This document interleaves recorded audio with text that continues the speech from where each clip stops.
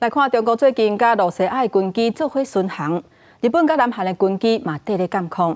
有学者分析，中国甲罗西亚伫咧东亚合作的态势是真明显。毋但第一岛链的国家受到威胁，嘛引起欧美国家的关注。也那英国明年会派航艦访问新加坡，伫咧太平洋进行新的军事的部署。也那法国航艦打击群嘛要伫咧印太区域来做部署。有专家认为讲，欧美正咧强化确保印太地区的稳定。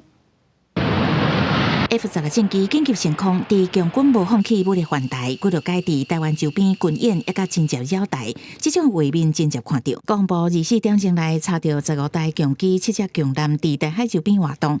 中国最近国甲罗西亚进行联合空中战略巡航，中路军机毋但进入南韩防空识别区，佮通过日航的对马海峡，互日韩战机升空监控。共军在台湾附近、台海附近的活动，或者是举办军演的同时，那有些时候俄罗斯的舰艇也会在附近没有太远的地方。其实他们在东亚地区的合作就是一个非常明显的一个状况。中国甲罗西亚加强伫东亚军事活动，罗西亚甲乌克兰的战争传出中国提供有杀伤力的武器予罗西亚，甚至北韩出动军队帮助罗西亚，互欧美国家更加关心印太地区的局势。2024环太军演声势正大，包括美英法拢总29国展现联合执行任务的能力，要为印太和平做出贡献。除了联合军演，英国暗示明年派威尔士青龙号航空母舰访问新加坡，伫太平洋展开新的军事部署。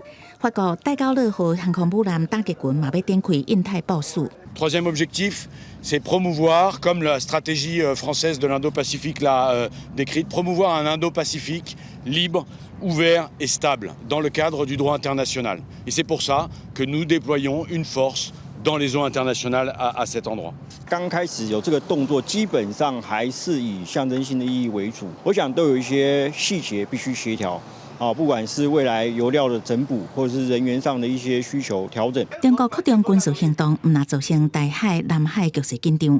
德国外长贝尔伯克伫访问中国进前，马先发声明指责中国提供武器予罗西亚，帮助对抗乌克兰，威胁欧洲甲印太地区的和平。柯志祥认为，中国甲欧洲虽然经贸密切，不过东亚若发生战争，会是毁灭性的影响，也促使欧洲国家更加重视印太地区的情势。记者综合报道。